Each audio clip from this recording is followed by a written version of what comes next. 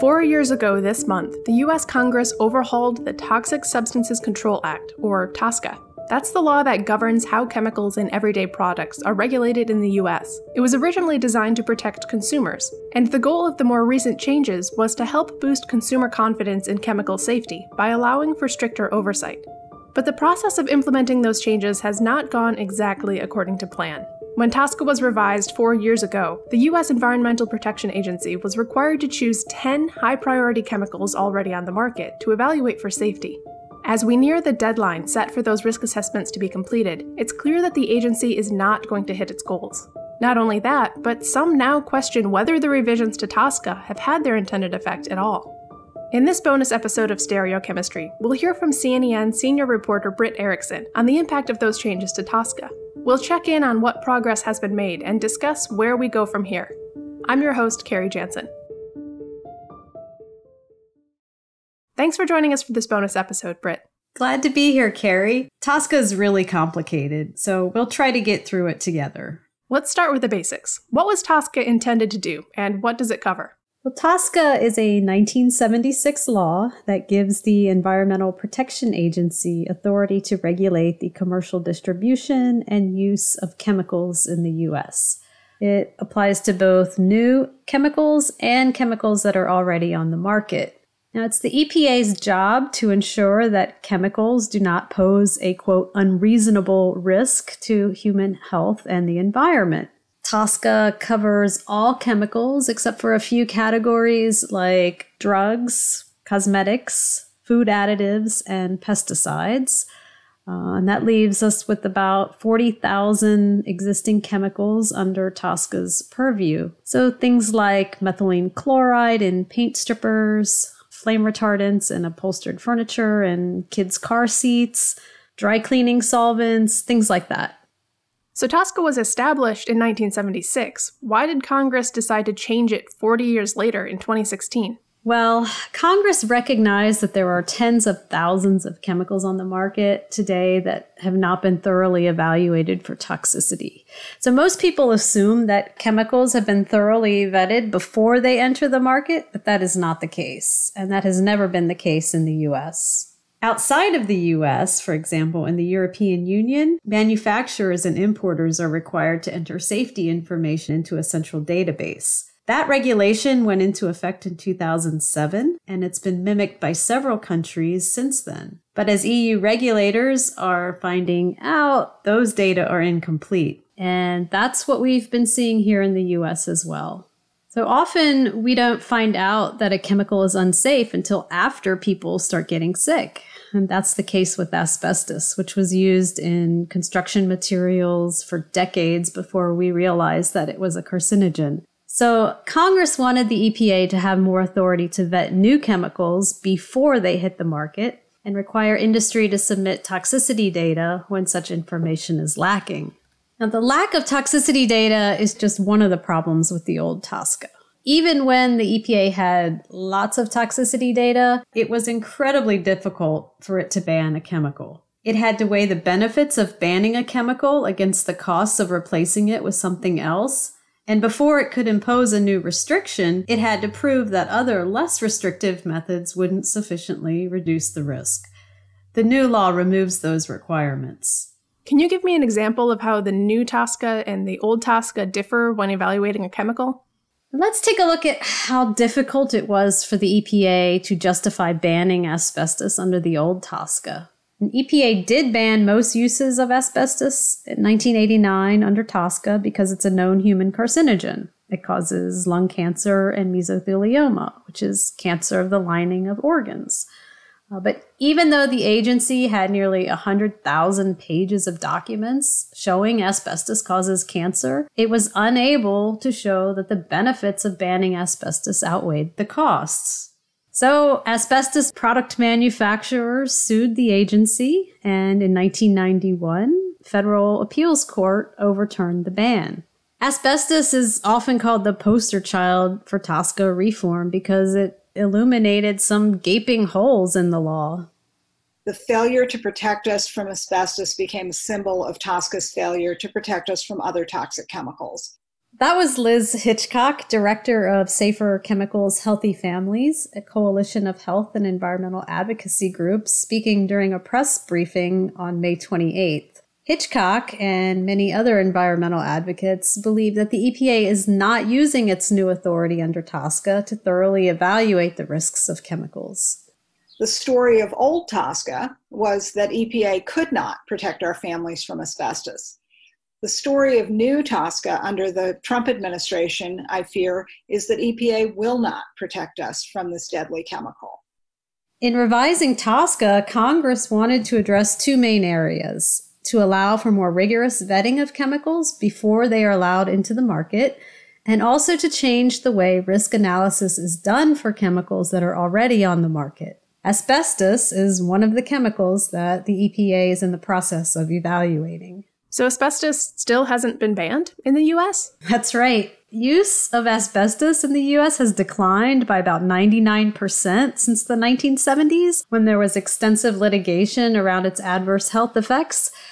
But the chemical industry still uses asbestos in electrochemical cells to produce chlorine. Asbestos is also a contaminant in talc, which is found in products such as baby powder and crayons, and it's used in making ceramics and paint. It sounds like the chemical industry fought pretty hard in 1989, when EPA put a ban on most uses of asbestos to keep the substance on the market. Did they show the same opposition to the reforms in 2016? Actually, no. In 2016, the chemical industry was really concerned about consumers losing confidence in the safety of chemicals. Many states and retailers were starting to ban certain chemicals in products that they were selling, creating a patchwork of state laws. And chemical manufacturers would rather have one federal standard than a whole bunch of different state laws that they have to comply with.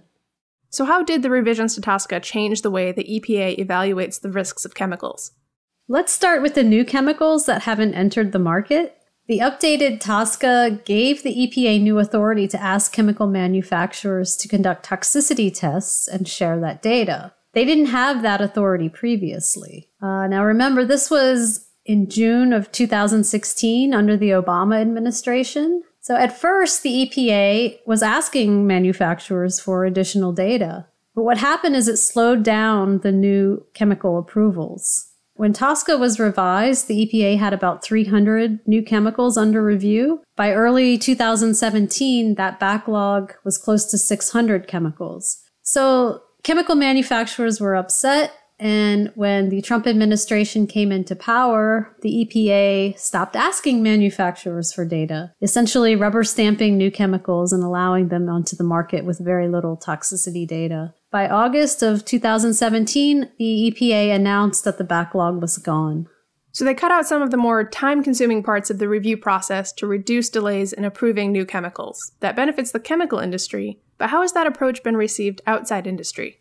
Well, environmental groups are not happy. They claim that the EPA's approach is illegal and it fails to protect public health, as well as it fails to protect workers. So far, none of the new chemicals that have been approved during the Trump administration have been shown to harm people, but such effects often take several years to show up.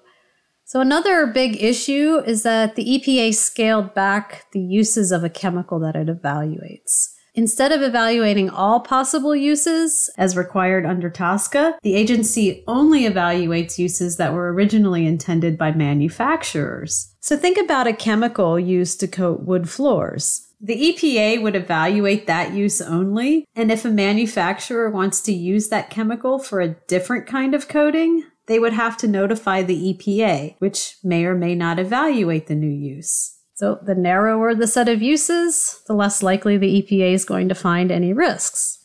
That same issue has also cropped up again in EPA's evaluations of chemicals that are already on the market. Right. You said earlier that there are tens of thousands of chemicals already on the market that TSCA covers, and we know little about their toxicity. How is the EPA addressing that now?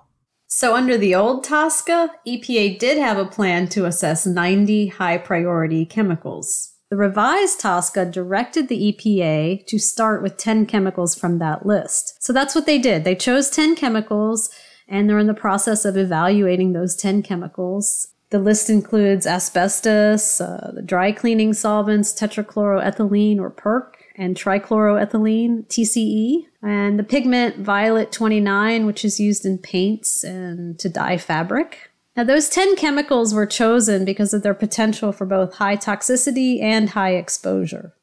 So where do things stand with the EPA's evaluation of the risks of those 10 chemicals? Well, the EPA has released draft risk assessments for all 10, but it has yet to finalize any of them. In May, EPA Administrator Andrew Wheeler told Congress that the agency would probably not meet its deadline, which is this month. Here's a clip from that Senate hearing. So our deadline for the first 10 risk evaluations is June 22nd.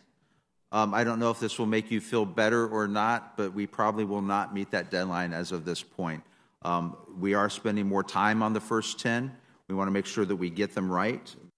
He goes on to say that the EPA is likely to finalize 2 of the 10 assessments by its June deadline and the rest by the end of the summer.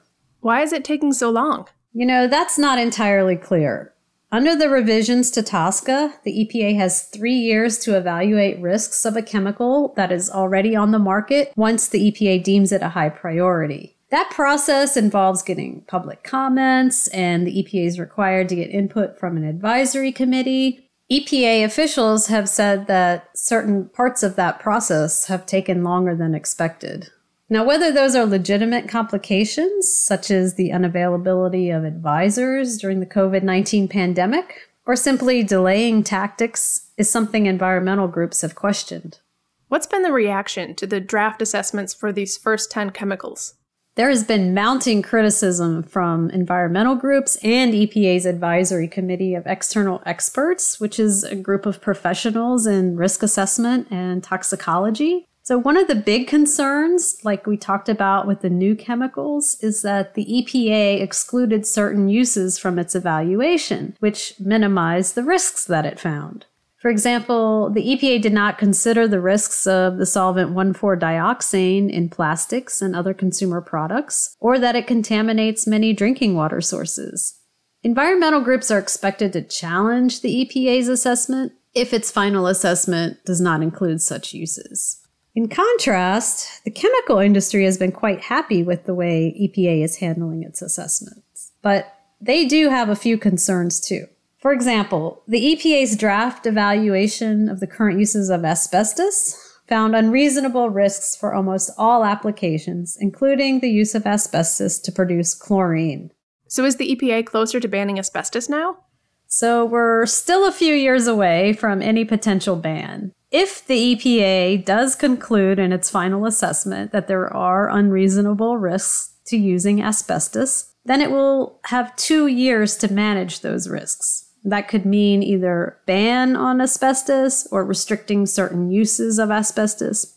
Democrats in Congress, however, have introduced a bill to ban asbestos, and if that passes, it would expedite the process. But as long as the EPA is running the show, a ban is at least a couple of years away. So that's a big limitation of the current system, that even if the EPA determines a chemical is not safe, it might stay on the market for up to 2 years. It's not exactly a fast process. What about the rest of the 40,000 or so chemicals on the market? What happens with those? Well, the EPA has already selected the next 20 high-priority chemicals to evaluate after the first 10. The agency has released draft scoping documents, which are supposed to define what uses will be evaluated for those 20 chemicals. Environmental groups are very concerned because the EPA did not identify which hazards, exposures, and susceptible subpopulations it will consider in the evaluations. The agency says it will release those details later. So it essentially denied the public an opportunity to comment on anything meaningful related to the scope of the evaluations. Another complication is who's going to pay for all of this. The EPA relied on taxpayer money to conduct the first 10 evaluations, but chemical manufacturers will have to pay for the next 20. As you can imagine, it is not clear on how these fees will be divvied up, because there are multiple manufacturers for some of the chemicals. And in some cases, companies might emit a chemical without actually being a manufacturer of it. For example, the EPA's initial list of potential formaldehyde manufacturers included a poultry farm, a large brewery, a sugar manufacturer, and the vehicle manufacturer General Motors. Those companies do not manufacture formaldehyde, but they emit large quantities of it. So there's a lot of confusion about who's going to have to pay. So it sounds like there are many details that still have to be worked out in this process. But despite those bumps in the road, do you think these changes have had the intended effect, boosting confidence in the safety of chemicals? I don't think so. The EPA is typically not asking chemical manufacturers to provide toxicity data, particularly for new chemicals. So if the agency doesn't have sufficient data, how can it ensure those chemicals won't pose unreasonable risks? The reason we have 40-some thousand chemicals on the market that need to be assessed for their potential toxicity is because the old TSCA made it difficult for the EPA to ask for that data. Now the agency can request the data, but it's choosing not to. Now, looking forward, there's an election coming up in November. If we have a change in administration, do you think the EPA will change its approach to evaluating chemical risks? That's an interesting question. If we look back at how the EPA first began implementing changes to TSCA under the Obama administration, it offers clues as to what to expect under a new administration. I would predict that the EPA would do a more thorough job and evaluate more uses of a chemical than it is currently doing. The agency is likely to request more toxicity data from chemical manufacturers to close some of the data gaps. Now, that could mean we go back to having a backlog. We could also see a new administration finalize some of the proposed bans that were issued during the Obama administration on chemicals such as trichloroethylene in aerosol degreasers and stain removers used in dry cleaning. Now, if the current administration stays in power for the next 4 years, I think we're not likely to see many changes to how the EPA is implementing TSCA. It's very unlikely we would see many chemicals banned at the federal level. It would take a court order or an act of Congress to do that. So in the meantime, people will continue to be exposed to chemicals with unknown risks. Well, thank you, Britt. It'll be interesting to see how all this plays out, and whether asbestos ever gets banned. It's such a saga. I'll look forward to seeing your continuing coverage in C&EN. Stereochemistry is a production of C&EN, the news magazine of the American Chemical Society. This episode was written by Britt Erickson and produced by me, Kerri Jansen. It was edited by Jillian Kemsley and Lauren Wolfe. The music in this episode is No Time to Explain by Stanley Gurvich. Stereochemistry will be back with a new episode next month. You can subscribe on Apple Podcasts, Google Play, and Spotify. Thanks for listening.